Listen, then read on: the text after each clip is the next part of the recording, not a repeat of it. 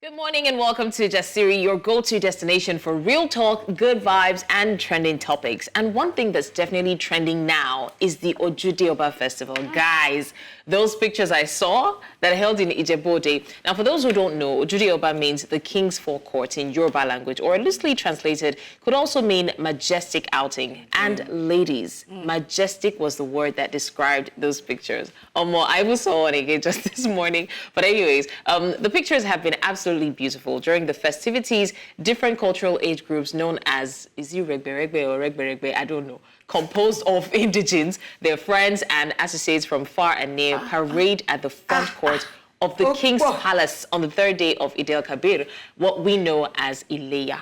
Now, some of the key highlights from the Ojude Oba include horse riding, with different horse riding families being led by the Balogun. There's also the artistic beauty of the festival, and the main element of this is, of course, the dressing. As Blessing said, it's age groups, it's groups associations, over and over, on and extended. You can't even wear the same thing twice. So you can't wear the same sort of ashoke to two Ojude Obas back to back. Now, arguably, nowhere else is the Yoruba flair for traditional attire better demonstrated than in the flamboyance of the Ojude Oba. Let's take a look at some of these pictures, people. Wow. Even governors represented. Please, I've been seeing that word for like the past 2-3 weeks. It seems to be, what is steez? So basically, it means like the way someone carries himself, the manner of dressing, the swag. Is it? And it's actually an English word. No, it's an English word. I was going to say, is it an abbreviation? It's in the dictionary, steez. Like your steez, like it's the dictionary that was updated, what, 5 years ago? What was that? Well, they saw in the future because there's no better word to describe this picture. We have to give a really big shout out to photographer Nini Fagbemi. Last year, his pictures and video of Ojude Oba went viral. And this year again. I see my aunties, that picture I've been looking for. With the green ratting glasses. And the fact that the men are also like, my God. Please, can we get the tweets that are reactions to some of the pictures we saw? That's somebody's sugar daddy. That's somebody's sugar daddy. His wife's sugar daddy, which is sugar for daddy, somebody somewhere. The sugar is he loads it. I love this. Someone said, how do you want to tell this kind mother-in-law saying a low-key wedding you want to do? I don't know. You want to marry an Ijebu girl and you're talking low. What is you know Ijebu means party. Croissant gold on her ear. Just look at that. I love the way they arrange themselves. Yeah, the color coordination videos. You now see the colors together. And look at that heavy neck. Mommy. Bang, bang. Mommy. Man, there was one picture I'm looking for, one reaction. There was a guy who was wearing green, holding a cigar. The guy is not carrying You people a cross-section of you people should not tell me you don't have that picture. That particular, we're not there yet. There's one picture. We all know the man. We don't know him actually, but we've all seen the man's picture. The swag was too much. Producers, don't tell me you don't have that picture. They're not talking to me. The silence. There's like a cross section of the silence is definitely. But for the Ijebu girl on this table, thank you. Did you go? Have you ever been? Other than when you were younger. When's the last one you went to? Can the non-Ijebu people like attend that participate? Uncles and aunties are still alive first. To go to Ijebu for. You don't have to have. Funny enough, I grew up in Ijebu. I went to school in Ijebu, but I'm from Ijebu. But Ojude Oba has been a highlight of Ileya for years. It's like our tourist attraction. People come from far and wide all across the world to attend Ojude Oba. It's just that over the years, I think the fashion has just kept getting up and then social media has but it has always been a huge salute. If you're in Ijebu, it's like, I don't know, like they brought the Mecca to us. Okay, now, I'm interested to know if other tribes, would I say tribes in the country have this kind of Ojude Oba? Ojude. If it's French now, you know that was I'm sure it's there. I think there's so many different festivals, but not just, like, it doesn't have this kind of steez. Like, no, I would say... No, I'm talking about in terms of fashion. No, if it's fashion, like, I know the boat regatta When I was growing up, they had such beautiful picture of that Goat Regatta. I think if they took the fashion of the festival, you know, now because of all these things about steez, about upping our ante and our fashion in Africa, now maybe they would focus on the fashion. Imagine Fulani fashion. No, but I feel like some festivals are like they're different focuses for different festivals. Like this one now is fashion. If you go to Calabar Carnival, you see different colors. My place, for example, we have something we call OVL Sese Festival, like where it's like, I don't want to use the word initiation, but like young girls becoming women. And you see them dressed in because we're related to Edo, related to Yoruba, so they're dressed in different, you know, with the bead and all. So our focus is kind of different, but this is on another level. And can you guys, let's think about just coordinating these people. You're coordinating sometimes 20 to 50 women and men. You have to get this ashoke to them at least a month before the festival. Even before, you need to agree. No, first of all, we have to hail the planning committee. No, the different planning committees. And the colors are different. There has to be different. It's not one planning committee that did this. And you know they always do this thing at, don't let your opposing, all these people are groups. It's a competition, yes. And it's not those anti-London. Daddy Canada. I love it. Daddy Canada. Oh my God. I absolutely love it. People travel from all over the world. Honestly. These are the things that sell Africa. These are the things that sell talking about Nigeria. Talking about selling Africa, I think Blessings, we have some more details on that. Yeah, I like that you talked about tourism because it's good to hear that the federal government has said while at the festival that they will ensure that the festival is backed by the United Nations Educational, Scientific and Cultural Organization. All of this is just the UNESCO. Now, the mandate of the Ministry of Culture, Arts and Creative Economy was also to make revenue generation from tourism to be over $100 billion. I can't remember what they call it. Is it Mission 2030 or something? That's by 2030. Now, we have festivals like the New Year. We've mentioned some, but we also have the New Year Festival, the Ayo Festival, the Argungu Fishing Festival, the Oshun Festival, the Calabar Carnival, like I mentioned, and of course the Double Festival, to name just some of the more notable ones. So imagine us pumping money into that to, you know, boost our tourism sector. I think the enjoyment mad. I think the enjoyment is so much that we're not even thinking tourism. We just want to have a good time and that's it. Make No, but yes, how much money enters into Ojude Oba and the surrounding environment hospitality for the next you know, the people, Friday, hotels, Friday, let me tell you, up to Ojude Oba. You don't even understand what I'm saying. Every hotel in Ijebu will be booked a month before this. So people will stay as far as Ijebu or Shagamu because there are no hotels. So imagine the food business. Because actually... Look at all the vendors that sold Ashoke. And do you know half of these Ashoke are complete? Yeah.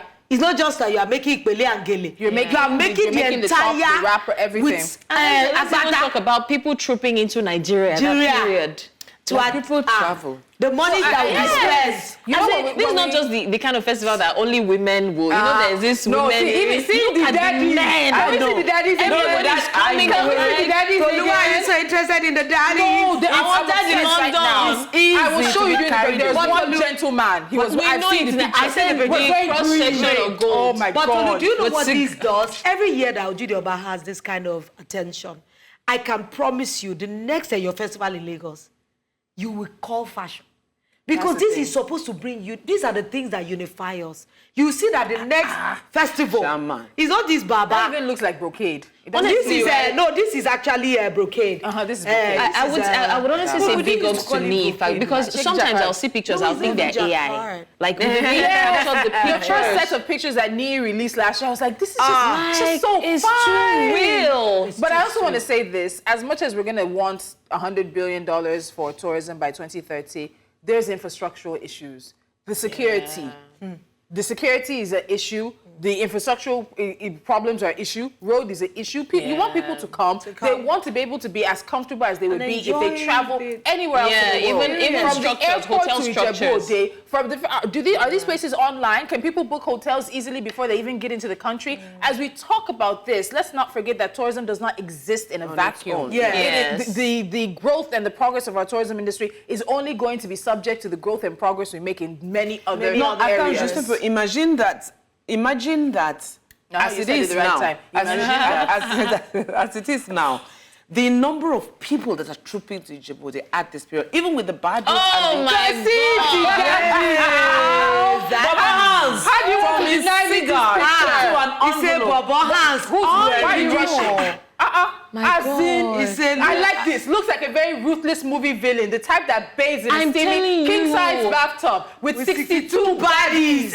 He won the best teams at the festival. One's like the So owner you of can the imagine the cartel. whole best teams attention. today. People are still getting on the road to go there. If infrastructure were put in place and everything was working perfectly, would you imagine they would have 3 times or 4 times more people? I like that you even mentioned the roads. Imagine we had the trains. People from Lagos will go the Exactly. day. A lot of people in Lagos movement. went the day of and came back. Look at this man. And he has a Yakuza sword. He keeps behind that expensive painting on his office wall. And it's not just having this infrastructural facilities, like you said, having them be in good shape, because maintenance is another problem for us. Maintenance Our is hospitality another thing. sector is on, let me say, -2 when we Unless talk about it's being run by maintenance. foreigners. And we need to worry about why it is foreigners who are able to maintain some kind of sustainability and maintenance within our tourism sector, within our hospitality sector. You almost always know when you enter an establishment and it's run by I didn't say owned, because a lot of them are owned by Nigerians, but they're run. They hand over. Right now, the Lebanese are really dominating your hospitality sector. Very effectively. That's what it is. And when you ask business owners, they tell you that they cannot trust the Nigerians to handle their own businesses. Won't they steal all your diesel? Which shouldn't be Because we don't even value these things. We see what we're talking about now, the things that can actually make money for us, but we do not value. That I are saw a lady that sustainable. a lady that was saying she went to her state, one state like that, and then she went to the waterfall there, and it was disappointing. Like every year she goes, it gets worse.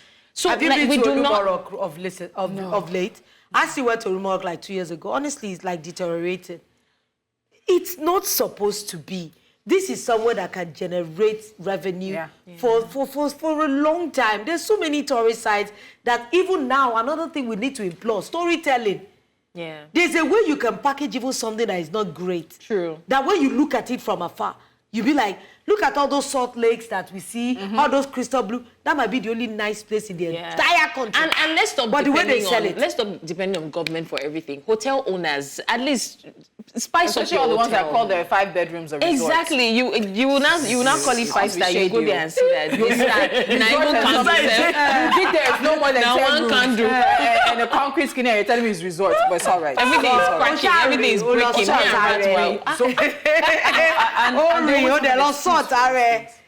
Guys, it's the pomp and pageantry that gets me every time. And there just seems to be a swagger that comes with the Ojude Oba Fest. We made you say it. A for effort. A for effort. E for effort.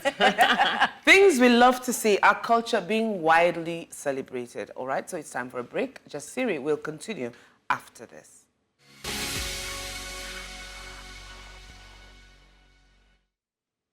Welcome back. We are streaming live on our social media platforms. We are at News Central TV. Please use the hashtag Jasiri to be part of the conversation. We begin today's conversation with the back and forth between the Nigerian presidency and the Labour Party's presidential candidate in the 2023 elections, Peter Obi. The exchanges regarding the acquisition of a new presidential jet. Obi criticizes the purchase as extravagant and unnecessary, particularly given the Nigeria's current economic challenges. He argues that the funds could be better spent on critical sectors such as healthcare and education. In response, the presidency defends the acquisition, stating that it is essential for the president's safety and operational efficiency. There's a lot. So just for more detail on this in particular, Bayo Onanuga, who's the president's senior special... Let me land. Wow. The special advisor to President Bola Tinubu on information and strategy said that the plane that the president is using now is about 20-something years old. It was first bought during the Obasanjo era. These ladies are not trying to let me land. That it's over 20 years old, and the plane developed a problem the last time the president traveled to Saudi Arabia, and he had to go from there to the UK on a commercial airline. Then also the House of Representatives Committee on National Security and Intelligence had recently called on the federal government to buy new aircraft for the president and Vice President Kashim Shettima, and the recommendation was contained in the report released after the committee investigated the status of the aircraft in the presidential air fleet. You can go. So this particular guy, right, is the same person who said, in a response to what Peter Obi said, he said something like, I'm paraphrasing, but like what he said was, does he want the president to die? And then he compared it to what happened with is it president of Malawi, vice president of Malawi, and then Iran, and saying that, do you want your president to be moving around in rickety and faulty aircraft? Now, this one that just arrived is one of 3 that was ordered. Let's get it right, because the budget was I think $7.6 something billion. So they actually ordered for 3 private jets. Only one has landed. The second one is expected to land in the second quarter of this year. And the third one will land And the third one, I don't know which quarter. The president and the vice president do not have the same plane. Yes, Air Force One and Air Force Two. Do I look like I care? So why do what? Do I look like I care? Do I look like I want to give a damn? You know, sometimes when we look at this thing, it's not like it's a big thing to buy, as far as I'm concerned. If there's a need for it, we wouldn't expect our president to be going about in a rickety plane. But if you look at the whole picture, there's a way you paint something and it doesn't look bad. Look at the economy of the nation at the moment. And if it's something, they'll tell me that, we plan to buy this thing because this is what is existing at the moment. 20 years is a long time to have a presidential jet. We wouldn't want a catastrophe in our hands, truly. But why did 3 the at the catastrophe same never time? happen since? And we're not considering the extra. We're just looking at the budget. We're not considering the extra Nigerians funding. were extra. The presidential, would I say fleets now or stuff or whatnot that'll be flying this aircraft are currently in a 2-week training in France. Do you know how much that is? And they're in batches because they ordered 3. So we have, I don't know how many people, but we have. No, but you're extra every day. So when Nigeria does something, you have to expect us to be extra. When things are really bad for us, at the time that we order 3 aircraft, so that it can serve us adequately for the next. We don't know how long this. You don't know how long this austerity. And this is the time This economy time to buy 3. It's the time to buy 3. No, Catherine, because in another 4 years we might be broker than now. No, it's like so let them buy it now that we see how small change. No, But small I think we change. need to, Buying 3 is like going to the go market. back to something. The House of Representatives recommended 3. So the House of Representatives is also inside this situation with the president. And don't you find it interesting that it's the House of Representatives that are recommending? Meanwhile, this is something that actually sits under the presidency. And if there is a report from the technical people who oversee the fleets and everything, release the report. At this point, you're the ones who need to earn the people's respect and trust. You have a lot of distrust in our hands. You'll say something, we don't believe you. So release the report. Like I said, see finish, enter the report. We are very inconsequential, and we are like sand. We are like sand under their feet. You honestly do what you want to do, whether you think it's a necessity, it's a luxury, it's what Nigeria needs at the moment. Sana, je dis, it does not affect us. We are, we are outside of this, but we are looking. Yes. No. But do you know that every time we're faced with all these things, I look at them and I'm like, for God's sake, why can't the president have it? Our Ministry of Information has a lot of work to do. There is a lot of work to do. Do you know that there are people called image launderers? There are people that can spin. I can spin a story that when people hear it, even though they don't agree, you might be able to sway them to be able to but that is supposed to be their job as the Ministry of Information.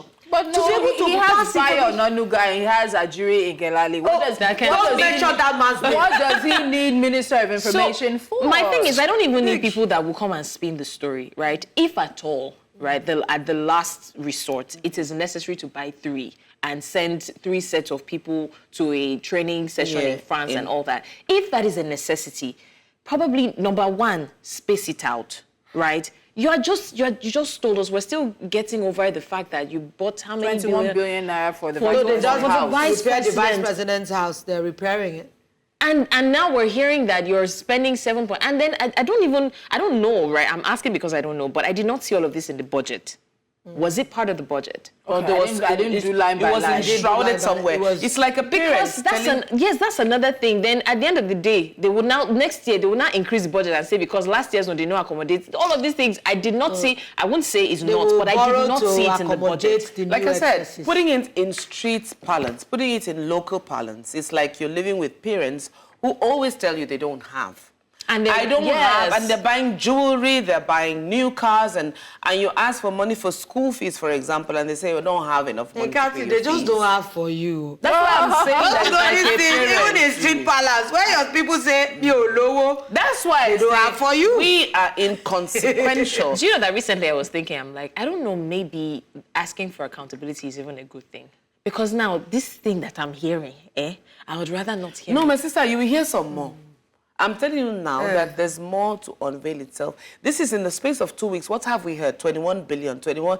The mathematicians in our country, our people who like mathematics are calculating and saying this is how much it's and there's no tomato. Like you said, and there's no tomato. And there's no tomato. 4 tomatoes is what 1K. So you know what? So there are a number of other things that Peter Obi listed out, which are also quite interesting. But I also say one other thing in this regard. When we look at all of this, this comes just a day or two after the president made his Eid al-Kabir speech and asked Nigerians to be willing to sacrifice. And we keep talking about the fact that we're yet to see sacrifice. We're already the sacrificial lamb now. It's just simple. It's just to put us on the, where is the lamb for the sacrifice? Okay, let me add some more to what Peter, not add to what Peter Obi said, but give you a bit more of what he said. He also talked about the fact that the U.S., which is the world's largest economy with a GDP of $25 trillion, and that's for now, if you see the Asian tigers. But anyway, did you know that the vice president still lives in the house that was built over 100 years ago?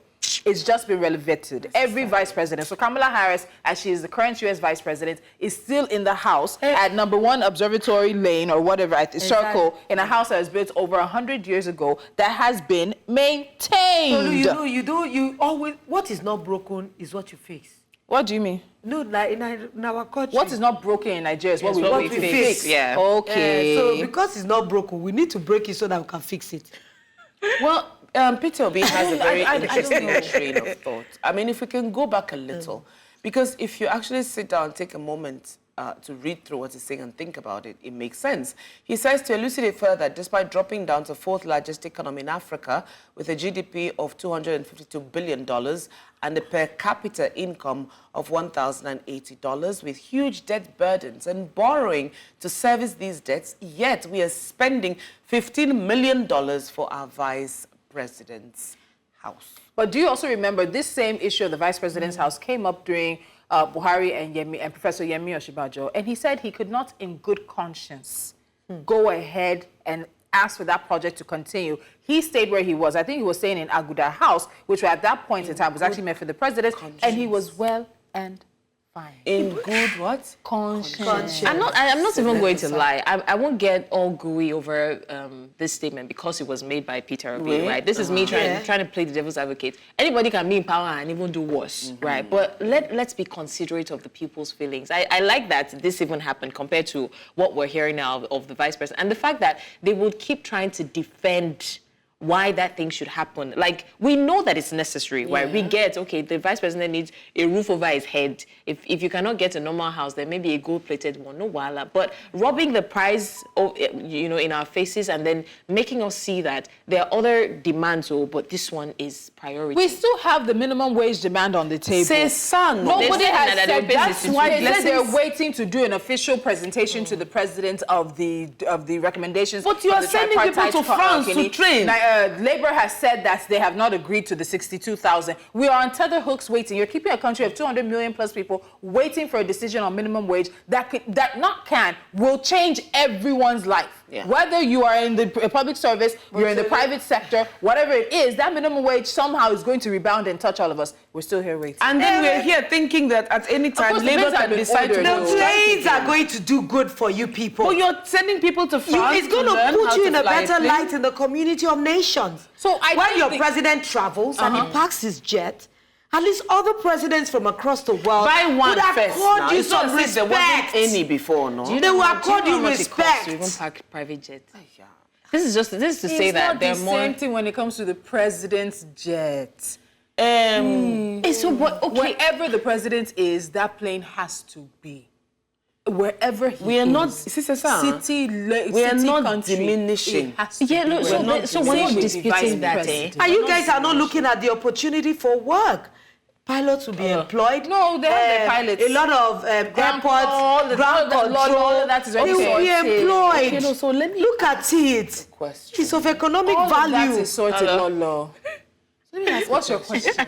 So, the outgoing president, for example, he will outgo with all his staff, pilots and all. No. So okay, so it's not. So the presidency can decide to change the people who fly, but it's not like they go with the president. They work for the presidency. They work for quote unquote the It's because when Lola said jobs, so I'm thinking, okay, so but will you work with people that you don't trust, that are not loyal to you? That's why I said they can But do you know how many new people's family? Look at that boy that used to take picture for Gabuari now. He has gone with the regime. A new person is taking our president pictures. Economic value. Okay. People are seeing employment. Okay. They say we should be outgoing on a break as captain. Let me use this word. We need to be outgoing on a break. We'll be back. It's not just to fly or not to fly. It's also about rivers because there's definitely a lot going on there. We'll be touching on that. And you don't want to miss hot topics. Down by they the came for me. riverside, Up and down this problem. Down by the riverside.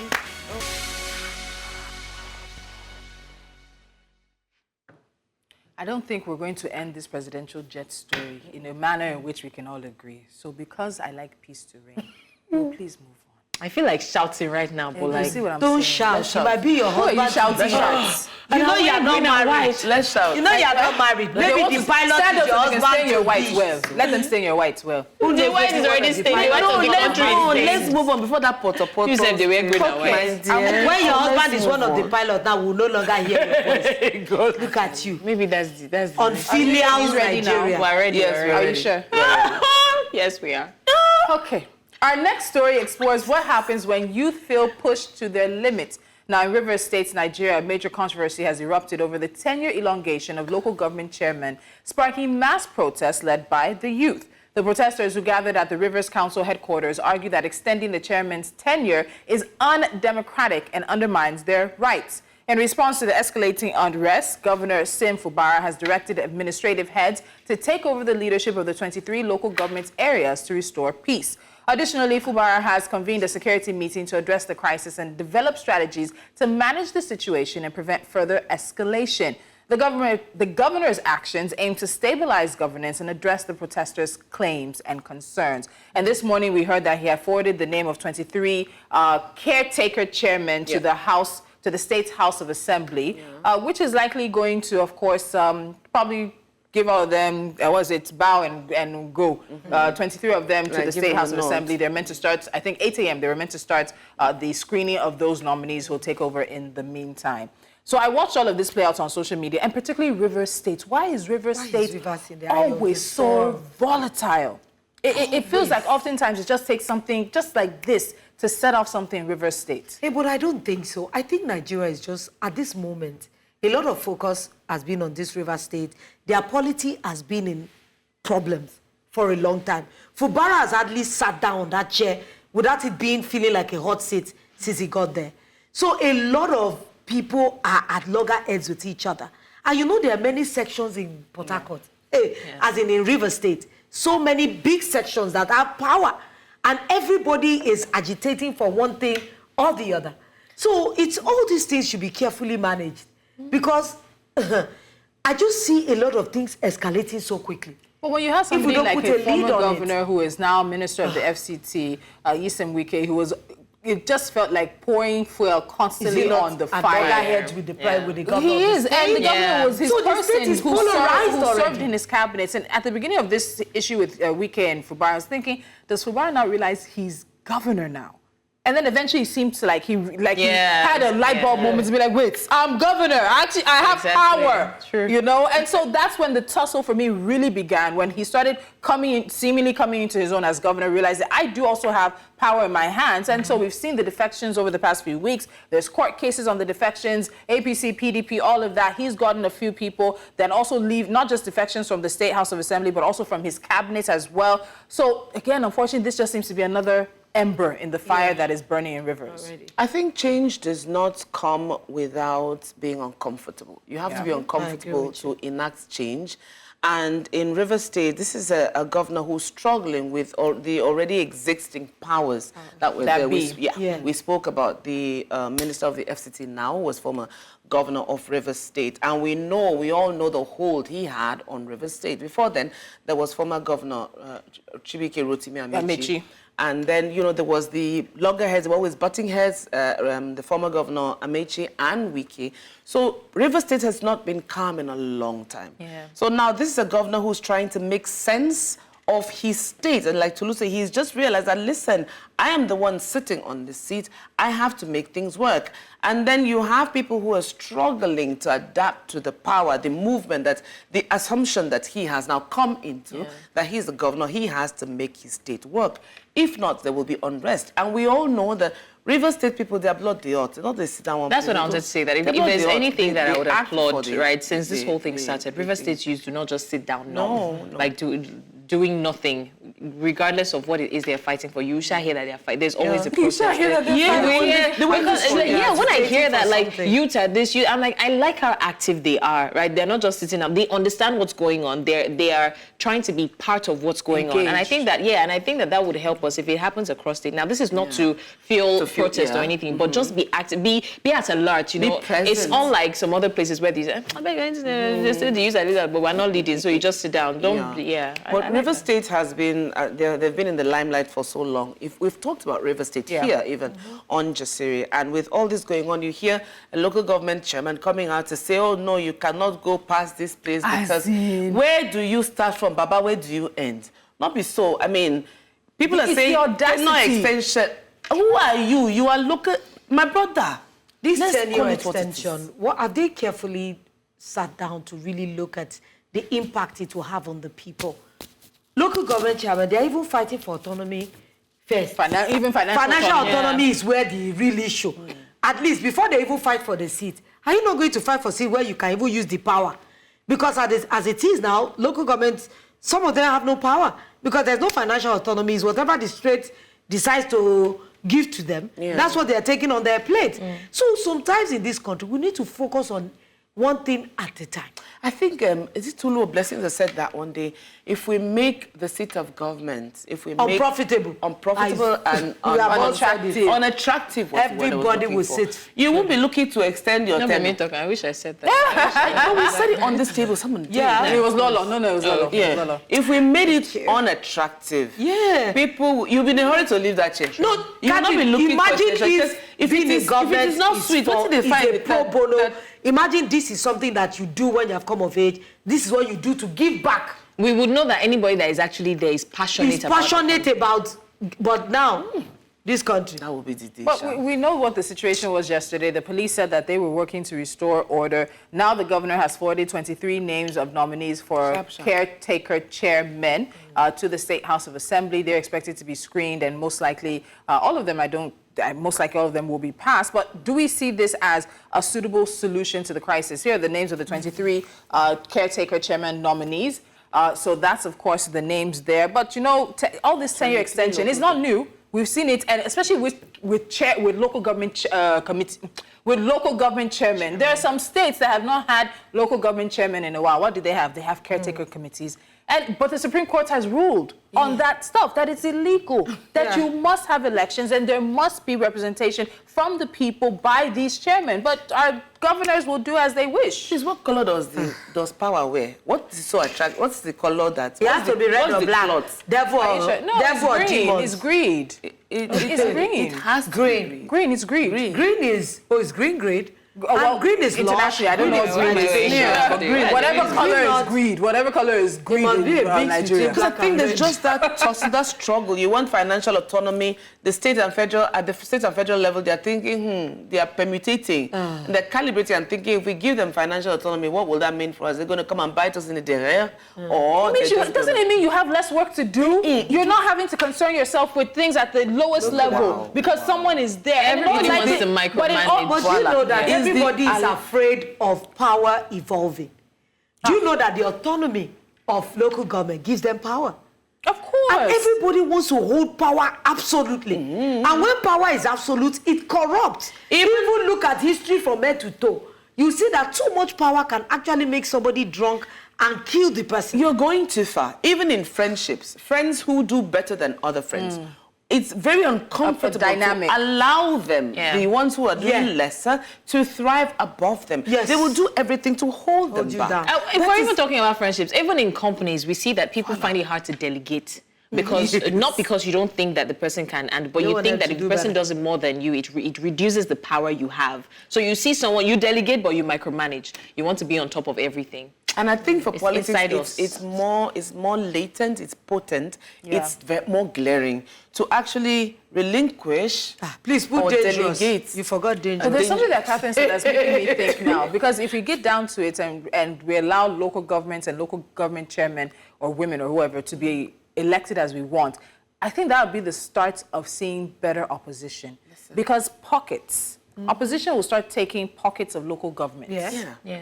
One local government here, two local governments there. But they don't want that. They don't want that. It will fragment power. Don't know Nigeria don't like pushbacks? A lot of people in leadership do not like pushback. Look at 23 names submitted now for 23 local government areas in Rivers State. Do you know that's 23? Do you know all these names before they arrived at it? Everybody nominated one person or the other. But I also want to know and there are still some people that will still be fighting this list. My people, my own person is not there. But aside from your own person is not there, how long? These are caretaker chairmen. They were not elected by the people. If the youth were protesting, saying that we don't want tenure elongation because you finished your tenure, and that would be undemocratic. Some people are even throwing around the word treason in terms of trying to extend. Caretaker chairmen are only supposed to be there for how long? Because they still were not nominated or voted by the people. So that's another thing that I think the governor should be careful into extending this this caretakership for too long. Don't also become guilty of parts of what others were being accused of. Because if you extend it for too long, it begins to become another problem. This is to become comfortable. Don't you know caretaker is very good? I can quickly, before they tell me to go. Before. Any opportunity, I found in this country, any opportunity for people to stay in power, then even if it's long or short, everybody is looking for a quick getaway, a quick cutting away. So forget all this play we're playing. Even if it's 2 months you stay in that kind of position, that 2 months you'll be surprised that your own generation can be changed from just 2 months. This country is dangerous. It's dangerous, but we are all in it. So dangerous. That is dangerous. Yo, dangerous. Yo, dangerous. My own is dangerous. Flip mode. Oh, guys. All right. Okay, this one is about Tolu. What's happening? Let's go. Yes. Ask them. Yeah. All right, so let's move on to our first hot topic. It's calling out... We've been talking about hot topics. Everything's hot. It's true. So what makes this hotter? Anyway, I just have to put it that way because the hot topic is calling out women like who? Tolulope Adeleru Balogun. Sitting opposite me. Now, what is this about? Wait for it. I came across a viral video where a guy said he won't let his wife do what? Hyphenate her surname with his after paying her bride price. Before you come for him, let's hear what he said. Adeleru Balogun. Yes, Adenike. Oyetunde Lawal. Video? Can we hear what he said? Video? I'm trying not to come for him yet. I know. Hurry up with the video. I would really love to hear what. Thank you for calling that word because I was trying to get it in my head. Hyphenate. It sounded like hyper. No. It's hyphenate. But you see, there's been conversations around that. Why do even women come after women? Yeah. Why do you have to hyphenate your name? Why do you have to? Can't you play the video? I remember when I was married, I was come for. Why would you put your name, your maiden name with your? Why would you hyphenate? It was a big deal, even among families. It was a big deal. This is the garden that I want to pluck my apple from. And Big Bro give me the necessary requirements and the things that I need to do to pluck from his garden. And I do the needful and all of that good stuff. And you now look at me and you now tell me that you want to combine your last name and my last name together. I just want to let you know now before you bring that rubbish to my attention, could it work? It cannot work at all. Because even the Bible said, and two became one. The Bible did not say anything about hyphenating any last name. And not to even toot my horn or anything like that. Who wouldn't want to be a part of my last name? Do you know the amount of successful people that have generated from this last name? And you're not telling me that you want to hyphenate my last name. It's not going to work. If I use my money and my time and I carry my family to come and beg your family that this is the garden we want to pluck from, and you bring that, well, make I not talk with them, because if I open... All right, so we asked the question and it's open to you out there. What are your thoughts on this? Which team are you on? Team keep the name or team take the husband's full name? I won't say just, First no, because I've seen those ones. So I could have been Tolulokwe Rotimi Balogun. Yeah. So like it completely erased your whole existence. Yes. They would not add the husband's. Yes, they don't have the husband's first name. No, I'm serious. They would have said Tolulokwe is stereotype. I've been asked. Why don't you take my name? I'm like, I don't have a problem with that, but it's like there's a reason why you bring your identity to meet your identity, and so there's a merger, but I know I was come for, the hyphenation. When you hyphenate your name, okay, Tolulokwe Adelere Balogun, Catherine Obiang Jesus, Wow, you just gave yourself to Jesus.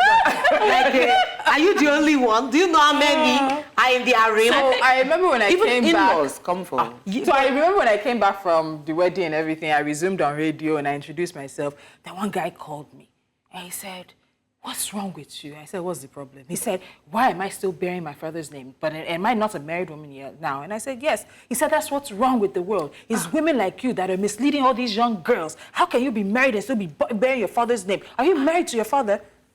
First of all, actually, after I said a few things I cannot repeat, I hung up on him. But one, I don't understand why people are so caught up in what the decisions other people make about their lives. Families.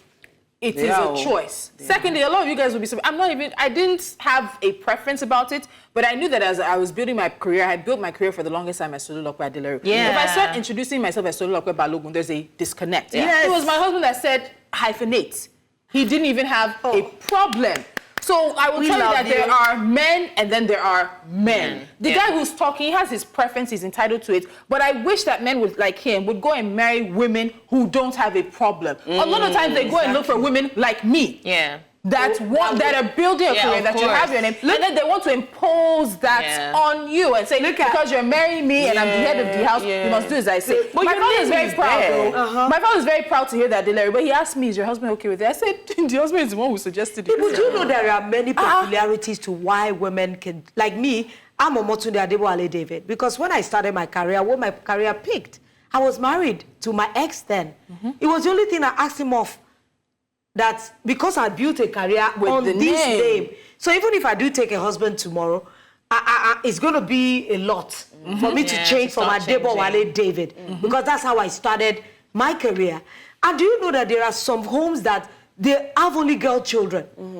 And the continuity of their lineage, do you want their name to disappear? Exactly. Sometimes you don't want anybody to remember that there used to be a family that had this name. I find it very ludicrous sometimes when I hear people complain about hyphenated names. There's some cultures that, not even cultures, like some people in the West who prefer to just, I would enter into a marriage and still bear blessings Mosugu because I like my name. Do Muslim women take their husband's name? A lot of them do not. A lot of them do not. If you were married tomorrow, would you hyphenate? Would it be my surname is a very sexy name, right? So I don't know how, but it's gonna be somewhere there. Maybe Mosugu blesses the name, blesses Mosugu the name, or blesses the name Mosugu. Mosugu has to be somewhere there, I don't care. And many people complain about women hyphenating, but there are men who do not even want to take their father's name or their own surname, and they use their name. The children start bearing Adam or something. When I was first married, daughter. You don't want to be introducing her. Mr. Dangote is who I am. You will take your name yourself. Do you know my ex and I, even at that time, we didn't even take his family name. Adebowale is his own first name. David is his father's first name. I know people their family name is Okomai. So you created a whole new... They created a new identity. Whose name and surname is their baptismal. The husband just got baptized and named himself differently, and the children are bearing the name. Exactly. Nobody is I think it's a personal choice. Absolutely. If you're okay with it, first of all, and you can defend, because some people are swayed by what other people think, whether it's family, whether it's friends, whether it's pastor even. People are swayed easily, but if you're strong and you're confident in who you are and what you believe in, that's it. When I was married, I used to bear my name and then my ex-husband's name. And it was hyphenated. After a while, there were discussions about that. Oh, it seems like, okay, you don't want You're to... not proud of the name. I am proud of it, but at the same time, this is who I was before. And after a while, it became, for some people, they wouldn't just read the entire name like I did, but they would just take the last name, his name. So when we went our separate ways, I just went back to my maiden name. And then, in as much I had started a career with his name, for me, I didn't think about, oh, it's going to be difficult to get back. I just continued how I was, and I just, you call me my name with my ex-husband's name, I would say, this is the name I go by now. And it was easy, but you know me, I've just always been. I do things out of the box. I don't, And I think we need to emphasize also that there's no law that actually requires women to change their name. It is not a legal requirement. It is a choice. As I say that, I also tell you that there are two things for me on this thing. There's a lot of identity that women give up when they get married. Yes. A lot? Everything. No, I won't say everything. What are you holding I won't say everything, but there's a lot of identity. I shared about the time when I came back after having Korede. People started calling me Mommy Korede, and I said, I'm going to give you guys 2 days. After that, if you call me Mommy Korede, I won't answer you. Because my identity does not change from Tolu. You now make me somebody's mother, leaving behind a woman who has and hopes, dreams and everything. You are and I become somebody's wife and mother. Yeah. And that becomes a full-on identity. For women who want that, absolutely fine, no wahala, that is good. But there are a lot of women who don't. So there's so much, yes, that women give up, men give up to in getting married. But for women, a lot of it is identity. A man will carry one name from the day he's born to the day he dies. And you are struggling. And not everybody can we even talk about changing? Say what and decide that this is what I want to be identified with. It doesn't take away the fact that you're this child's mother. I'm still your wife. Of course. Families will hip it. They will take that hammer and knock that nail into you to make you feel as if you're doing something bad. So some women cave in. Can we also talk about what it is to change names legally? Wahala. Especially you guys, the wahala that women go through to change names legally. So when you talk about all these things, I wanted to do my passport. I had to go to Abuja. Yep. My husband had to write a letter in the 21st century. Believe it. It's actually, when you look at it, sometimes women will be, Daddy, what is it? Yeah. What is it? I graduated with the Adileru name. So sometimes some women will have to go and ask the university for a change of name. All of this because you made a choice. Yes, you've made a choice and it's part of the sacrifice, but it's not for everybody. Don't force it on everybody. There's no legal requirement to it. Let it be a decision you make in your marriage. And please marry somebody who wants the same thing as you. I was going to say that this highlights again the importance of having conversation. I don't know what people do while they're dating. No, they dating to marry. These are the conversations that you have. No. You tell the man, okay, this is not going to happen. Are your people going to be okay with it? If not, let me move on, because it's not going to be something where you say, okay, don't worry, you just rough it when you get married, you discuss it. No, they do. These things can break the whole. It becomes a hydra. Because the guy can even be okay with it, but he doesn't have a mind of his own. So the mother is saying, no, she has to change her name. The father is saying, you have to change your name. And then they're asking, why can't you even change your name? No, but we had the conversation before. So please have these conversations. Change, blah, blah, blah. There's always the gray areas, we talked about it, the family saying.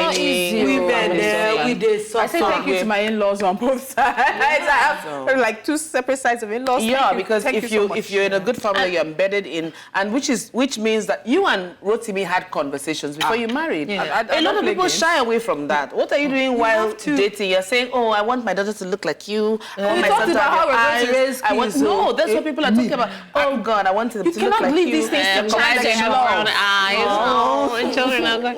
I feel like there's some people who even bear Mrs. What and what that it's not still legal. Like, because of the process and all, they can become you Mrs. This, but it's legally still your son. Let's not say that. Let's not walk by the riverside of a man that can decide to change his name for yours.